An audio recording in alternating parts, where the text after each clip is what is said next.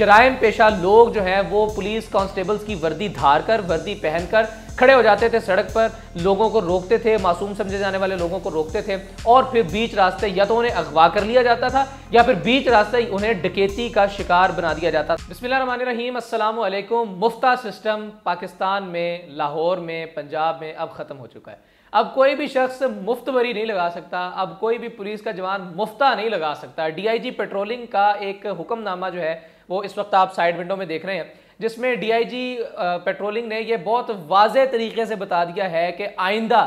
کوئی بھی patrolling police کا جوان اگر نظر آ گیا ہمیں رات کے اوقات میں، صبح کے اوقات میں، دوپہر دن کے کسی بھی پورے دن کے حصے میں،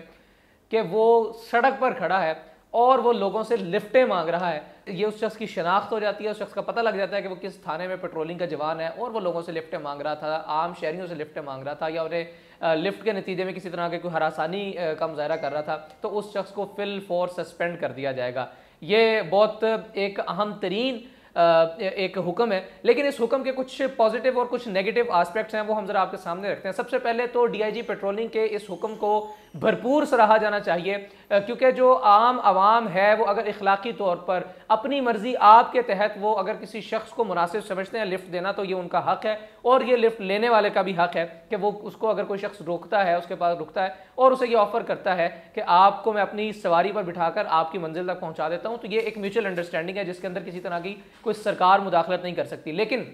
اگر کوئی شخص پنجاب پولیس کا جوان ہے اور وہ کسی سے اپنی وردی کی وجہ سے فیور لے رہا ہے، تو بہرحال یہ ایک چیز ایسی ہے کہ جس پر سوال اٹھایا جا سکتا ہے۔ پھر اسی طرح سے اس کام کی وجہ سے بظاہر لفٹ لینے دینے میں کوئی معاملہ نہیں ہے، لیکن اس لفٹ کے لین دین کے سلسلے میں بے شمار ایسی اللیگل ایکٹیویٹیز جنم لیتی تھیں، یا بے شمار ایسی اللیگل ایکٹیویٹیز باقاعدہ پلان کے ساتھ گروپس کی فارم میں ایک آرگنائزڈ وے میں ہوتی تھیں، کہ جس کی وجہ سے اس معاملے کو روکنا انتہائی زیادہ ضروری تھا۔ مثال کے طور پر ملک پاکستان کے اندر چرس کی، افیم کی، آئس کی، شراب کی سمگلنگ اس طرح سے ہوتی تھی۔ آپ نے نارملی دیکھا بھی ہوگا کہ یہ پولیس والے جو کہ لفٹ لے رہے ہوتے ہیں، ان کے ہاتھوں میں ایک عدد بیگ ہوتا ہے، نارملی اس بیگ کے اندر ممنوعہ مواد ہوتا ہے، جسے وہ اپنی مدد آپ کے تحت سرکاری گاڑی میں یا پھر اپنے پرسنل بہاف پر ایک جگہ سے دوسری جگہ اس کی ترسیل نہیں کر سکتے، کیونکہ اگر وہ پھنس جاتے ہیں تو پھر وہ سیدھی اپنی نوکری سے ہاتھ دھونے کے مترادف ہے۔ نوکری سے تو انہیں چند ہزار روپے آتے ہیں، نوکری ان کے لیے عزیز نہیں ہے، لیکن اس نوکری کا جو لبادہ ہوتا ہے وہ ان کے لیے انتہائی زیادہ عزیز ہوتا ہے، کیونکہ اس لبادے کی وجہ سے ہی وہ چرس ایک جگہ سے خریدتے ہیں اور پھر مختلف جگہ پر لوگوں کے ڈور سٹیپس پر جا کر انہیں شفٹ کیا جاتا ہے، انہیں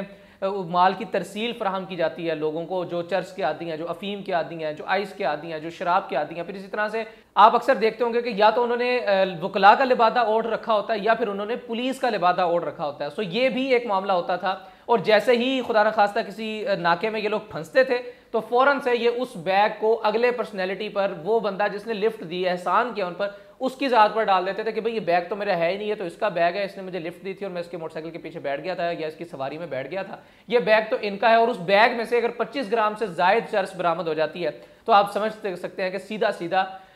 سزائے موت کا کیس بن جاتا ہے یہ۔ پھر اسی طرح سے ایک اور معاملہ جو ہے وہ اغوا کاری کا ہوتا تھا، کہ نارملی جرائم پیشہ لوگ جو ہیں وہ پولیس کانسٹیبلز کی وردی دھار کر وردی پہن کر کھڑے ہو جاتے تھے سڑک پر، لوگوں کو روکتے تھے، معصوم سمجھے جانے والے لوگوں کو روکتے تھے، اور پھر بیچ راستے یا تو انہیں اغوا کر لیا جاتا تھا یا پھر بیچ راستے انہیں ڈکیتی کا شکار بنا دیا جاتا تھا، ان کے ساتھ ڈکیتی کی واردات کر دی جاتی تھی۔ یعنی ایک سنسان سڑک سے کچھ دیر پہلے کھڑے ہو جایا کرتے تھے، وہاں سے وہ فیور لیتے ہیں، وہاں سے لفٹ لیتے ہیں، اور کسی سنسان سڑک پر جا کر جہاں ان کے گینگ کے، ان کے گروہ کے مزید لوگ کھڑے ہوتے ہیں، وہاں پر اس موٹر سائیکل سوار سے اس کی موٹر سائیکل چھین لی جاتی ہے اور اسے پیدل گزار دیا جاتا ہے۔ اگر کوئی خاتون ہوتی ہے اس کو جنسی استحصال کا سامنا کرنا پڑتا ہے۔ سو یہ وہ چند ایک جرائم تھے جس وجہ سے آفیشیلز کی جانب سے بند باندھنا ضروری تھا، تاکہ کوئی بھی جرائم کے ساتھ تعلق رکھنے والا شخص پولیس کی وردی کو نہ دھار سکے۔ لیکن اس کے ساتھ ساتھ ڈی آئی جی آپریشن سے، سی سی پی او لاہور سے، ڈی آئی جی انویسٹیگیشن سے، سی پی او صاحب سے، آئی جی پنجاب صاحب سے ایک دست بستہ گزارش ہے کہ آپ نے نئے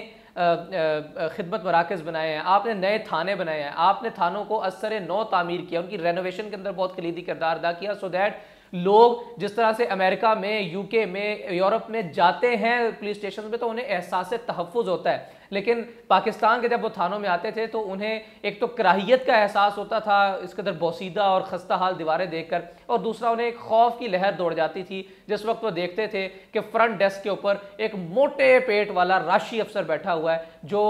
داخل ہوتے ساتھ ہی سلام کے فوری بعد ماں بہن کی ایک گندی غلیظ گالی سے نوازتا تھا آنے والے سائل کو، تو سائل وہیں پہ اس چیز کا فیصلہ کر لیتا تھا کہ میں نے FIR کا اندراج نہیں کروانا۔ خدا کے واسطے جہاں پر آپ نے یہ تمام تر خوبصورت کام کیے ہیں کہ آپ اداروں کی تعمیرات میں بڑا کلیدی کردار ادا کیا، اداروں کی بلڈنگز کو، اینٹ گارے کی بنی ہوئی بلڈنگز کو آپ نے اثر نو تعمیر کیا، رینوویٹ کیا، وہیں پر ایک چھوٹا سا کام اور کر دیجئے کہ یہ بیچارے افسران، یہ بیچارے کانسٹیبلز، یہ بیچارے حوالدار کہ جن کی تنخواہ اس قدر قلیل ہوتی ہے کہ وہ بیچارے اپنے گھر کا یا تو رینٹ پے کر سکتے ہیں یا تعلیمی اخراجات اپنے بچوں کے اٹھا سکتے ہیں یا اپنے گھر میں اشیاء خور و نوش کی فراہمی کر سکتے ہیں یا اپنے والدین کا علاج کرا سکتے ہیں، ان چاروں پانچوں میں سے وہ آپشنز رکھتے ہیں کہ اس مہینے کی آنے والی تنخواہ، اگر وہ حق حلال کما رہا ہے، اس مہینے کی آنے والی تنخواہ میں سے ان 4-5 چیزوں میں سے کس پہ لگانا ہے اور باقی تمام چیزوں پہ کمپرومائز کرنا ہے۔ تو ان کی تنخواہ میں ہی کچھ اضافہ کر دیجیے تاکہ وہ بیچارے اپنی ایک جگہ سے دوسری جگہ اپنی ٹریولنگ کو یقینی بنا سکیں، اور دوسرا یہ جس